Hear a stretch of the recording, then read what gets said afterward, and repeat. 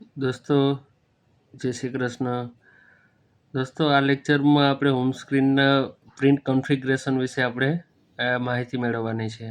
દોસ્તો જેવી રીતે આપણે જાણીએ છીએ કે આપણે કોઈ પણ રિપોર્ટને પ્રિન્ટ કરવાની હોય છે, તો માન લો કે કોઈ પણ રિપોર્ટ છે, કોઈ પણ વાઉચર છે એને પ્રિન્ટ કરવાની હોય છે, તો આપણે જે રીતે માનો કે પ્રિન્ટ કરતાં પહેલાં આપણે માનો કે કોઈ પણ રિપોર્ટ જોવો હોય તો આપણે પ્રિન્ટ પ્રિવ્યૂ કરીએ છીએ અને પછી આપણે પ્રિન્ટ આપી દઈએ છીએ, બરાબર છે.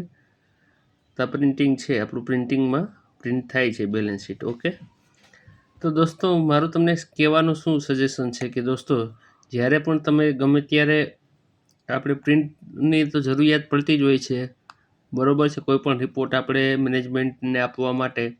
તો દોસ્તો મારું તમને કહેવાનું તાત્પર્ય એ છે કે પ્રિન્ટ કન્ફિગરેશનમાં તમારી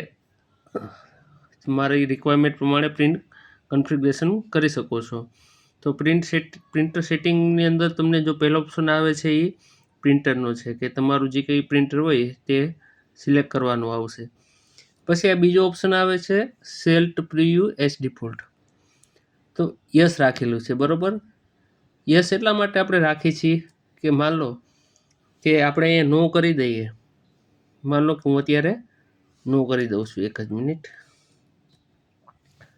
આ જે ઓપ્શન છે સેટ પ્રિવ્યૂ એઝ ડિફોલ્ટ, તો હું એ ઓપ્શનને અત્યારે નો કરી દઉં છું,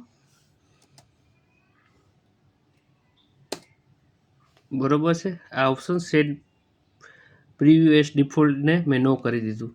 દોસ્તો એનાથી શું થશે ખબર છે કે તમારું જે પ્રિવ્યૂ છે, માનો કે મારે અત્યારે ડેસ્કટોપ પર આ બેલેન્સ શીટ છે, હાલો માની લ્યો કે અમારી બેલેન્સ શીટ છે, બરાબર. બેલેન્સ શીટને મેં ઓપન કરી, તો આ બેલેન્સ શીટની સ્ક્રીન આપણી પાસે આવી ગઈ. તો બેલેન્સ શીટને આપણે પ્રિન્ટ કરવાની હોય છે, બરાબર. માન લો રિપોર્ટ આ મેનેજમેન્ટને આપવાનો હોય છે, તો આપણે માનો કે આપણે પ્રિન્ટ કરી, બરાબર, કરંટ પેજ, બરાબર, અત્યારે આ પેજ છે એને અમારે પ્રિન્ટ જોઈએ છે. તો દોસ્તો અહીં તમને પ્રિવ્યૂનો ઓપ્શન નહીં આવે, બરાબર, ડાયરેક્ટ સીધો પ્રિન્ટનો ઓપ્શન આવશે. એટલે શું થશે કે તમને અહીંથી પ્રિન્ટ મળી જશે.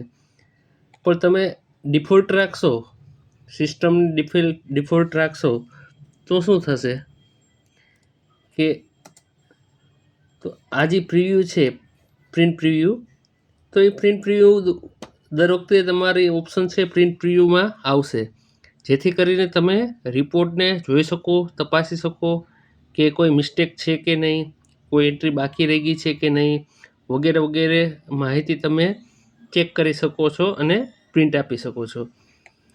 તો આ એનો મેઇન ઉદ્દેશ છે.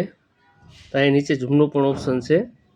આ તો હું તમને ખાલી જસ્ટ બતાવી દઉં છું, એટલે તમને ખ્યાલ આવે કે ગમે ત્યારે તમે રિપોર્ટ ચેક કરતા હોય તો તમારે ઝૂમનો ઓપ્શન સિલેક્ટ કરી લેવાનો, પછી એસ્કેપ કરી નાખવાનું, એટલે કંપની પાછી મૂળ પરિસ્થિતિમાં આપણો રિપોર્ટ આવી જશે. તો દોસ્તો આજના વિડીયોમાં આટલું જ. નેક્સ્ટ વિડીયોમાં પ્રિન્ટ કન્ફિગરેશન માટેનો એક બીજો મહત્ત્વનો પાર્ટ્સ પણ હું તમને શીખવાડવાનો છું. થેન્ક યુ, આભાર દોસ્તો.